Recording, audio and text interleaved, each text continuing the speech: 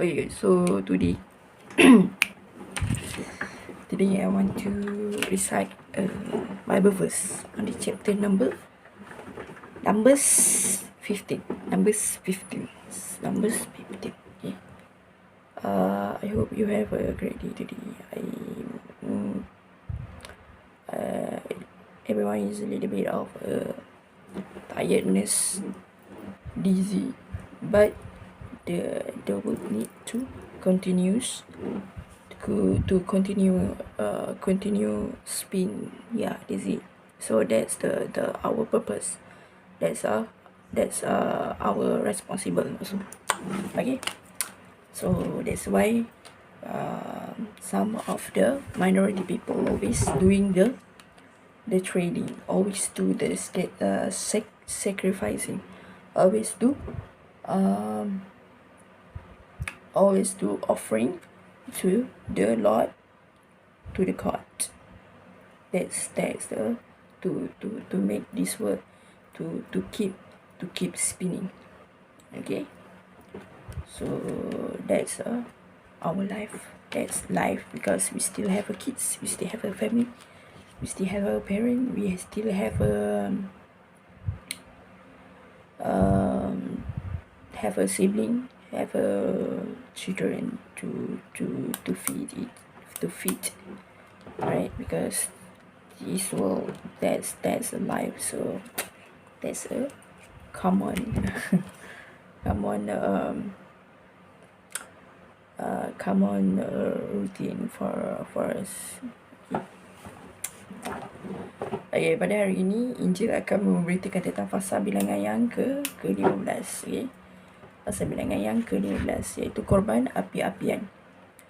Okay, pada firman Tuhan yang pertama, iaitu Tuhan berfirman kepada Musa, "Berbicaralah kepada orang Israel dan katakanlah kepada mereka, apabila kamu masuk ke negeri yang akan kuberikan kepadamu menjadi tempat kediamanmu, dan kamu hendak mempersembahkan korban api-apian bagi Tuhan, dari lembu sapi atau kambing domba, baik korban bakaran atau korban sembelihan, baik untuk membayar suatu nazar khusus atau sebagai persembahan sukarela, atau pada waktu perayaan-perayaanmu, dan dengan yang demikian menyediakan bau yang menyenangkan bagi Tuhan." Okay, kerana I do a research more research about this before this. I do a lot, and I think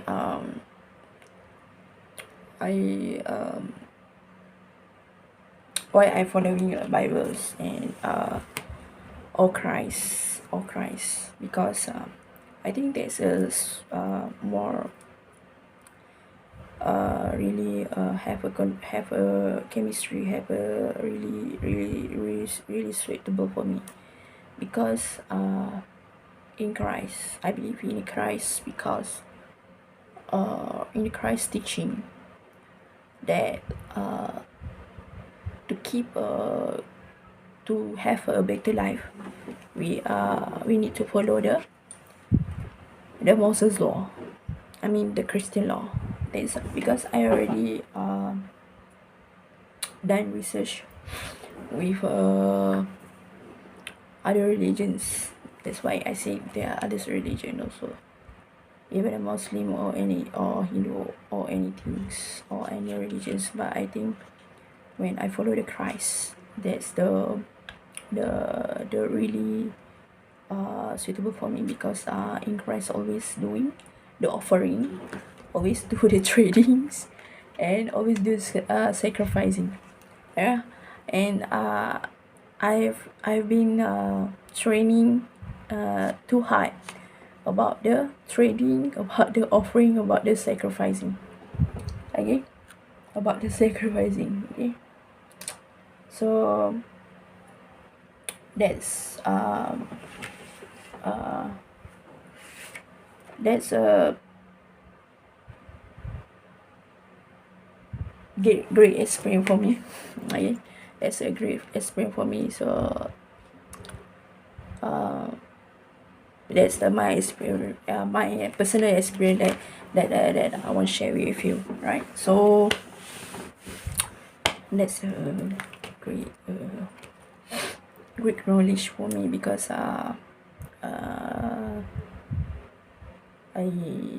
right now I still learn about the sacrificing, about the offering, about the training. That's a great. Okay. That's only my personal research, my personal experience. Like if you want to marry someone, if you want to have a better life, if you want to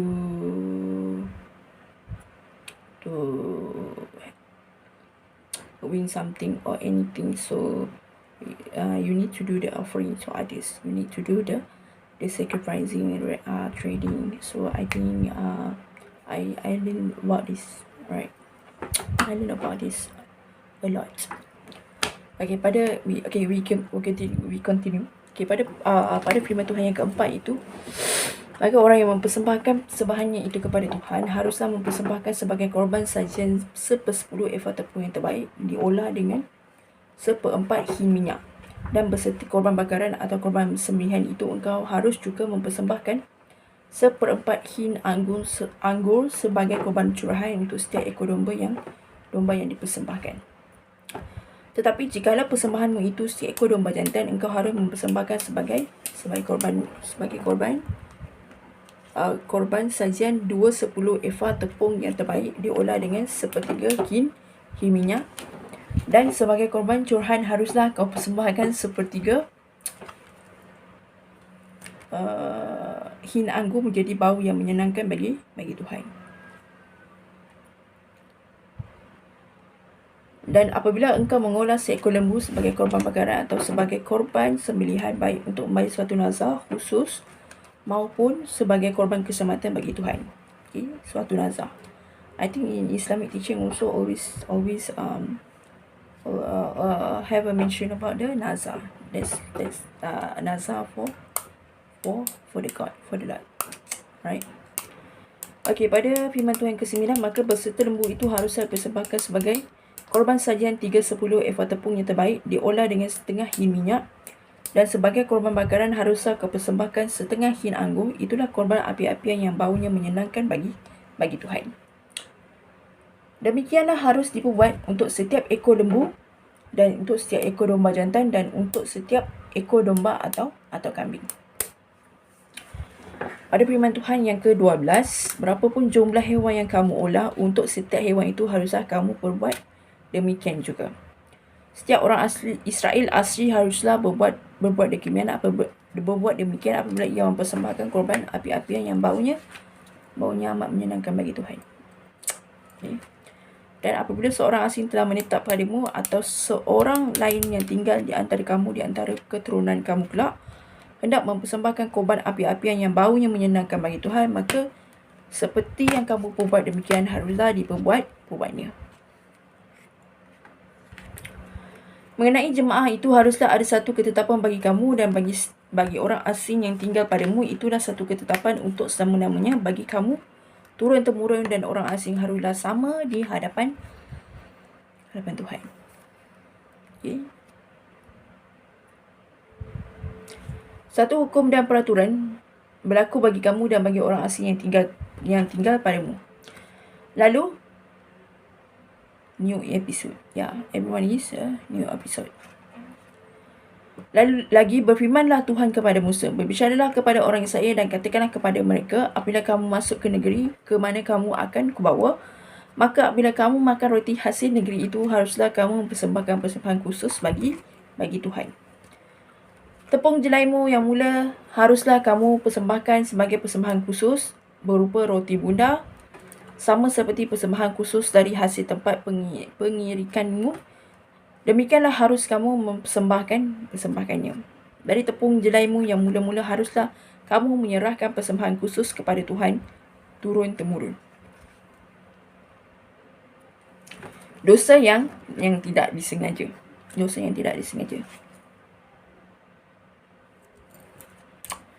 That's it. Apabila kamu dengan tidak sengaja melalaikan salah satu dari segala perintah ini yang telah difirmankan Tuhan kepada Musa, yakni dari segala yang diperintahkan Tuhan kepadamu dengan perantaraan, mesti ada perantaraan Musa. Okey, mulai dari hari Tuhan yang memberikan perintah-perintahnya dan seterusnya turun temurun. Okey.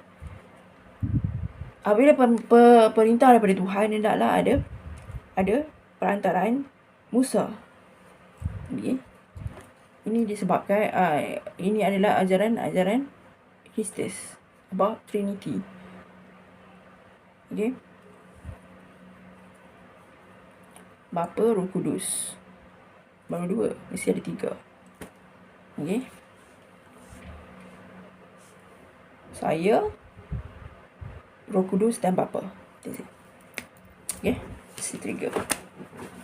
Seterusnya turun-temurun, dan apabila hal itu dibuat di luar pengetahuan umat ini tidak dengan sengaja, maka haruslah segenap umat mengolah seekor lembu jantan muda sebagai korban bakaran menjadi bau yang menyenangkan bagi Tuhan.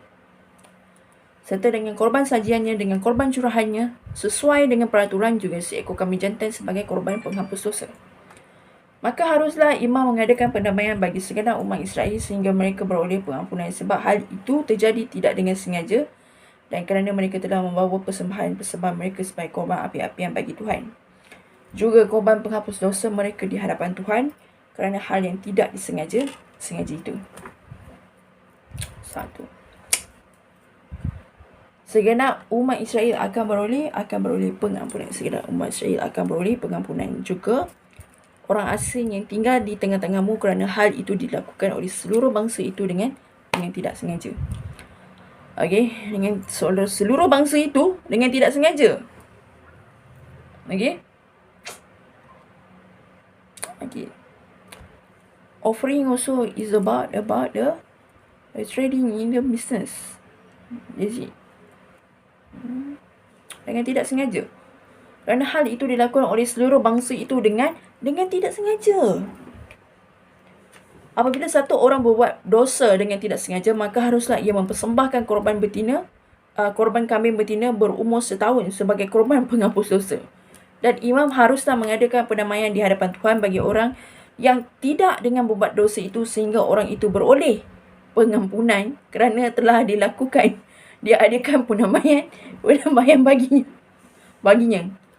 Baik bagi orang Israel asli maupun bagi orang yang asing yang tinggal di tengah-tengah kamu, satu hukum saja berlaku bagi mereka berkenaan dengan orang yang berbuat dosa dengan tidak sengaja. Dengan orang yang berbuat dosa tidak sengaja. Kerana orang berbuat dosa tidak sengaja kerana mempersembahkan kambing betina kepada Tuhan.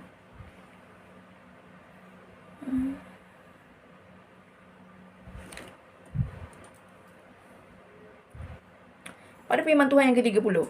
Tetapi orang yang membuat sesuatu pun dengan sengaja, baik orang Israel asli, baik orang asing, orang itu menjadi penista Tuhan, ia harus dilenyapkan dari tengah-tengah bangsanya. Ini adalah Christian law. Apabila orang itu telah membuat dosa yang tidak disengajakan, okay, orang itu harus dilenyapkan dari bangsanya.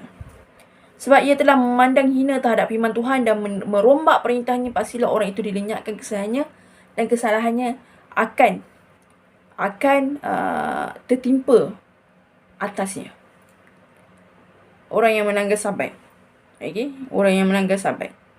Ketika orang Israel ada di padang gurun, dia dapati mereka lah seorang yang mengumpulkan kayu api pada hari Sabat. Lalu orang-orang yang mendapati dia sedang mengumpulkan kayu itu mengadakan dia kepada Musa dan segenap umat itu. Orang itu dimasukkan dalam tahanan kerana belum ditentukan apa yang harus dilakukan kepadanya.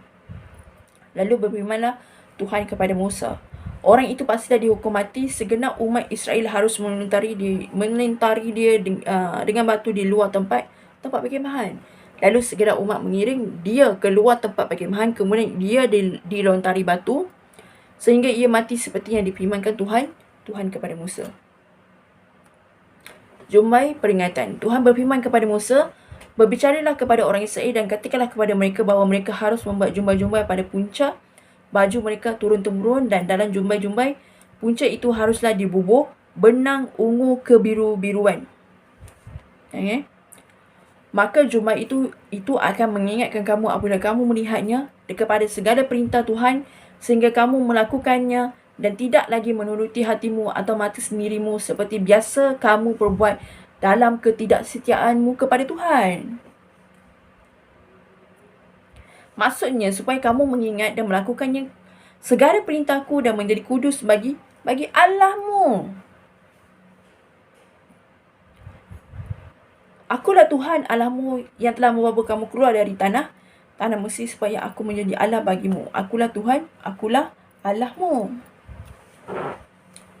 Itulah tentang fasa bilangan yang ke-15. In about the Tuhan berfirman kepada Musa, okay, tentang lembu sapi atau kambing domba, baik korban bakaran atau korban sembelihan baik untuk membayar satu nazar khusus. Ini satu nazar khusus. Okey. Jadi begitu sajalah tentang pemberitaan Injil pada hari ini. Semoga Tuhan sentiasa menyayangi dan memberkati kita semua. Amin.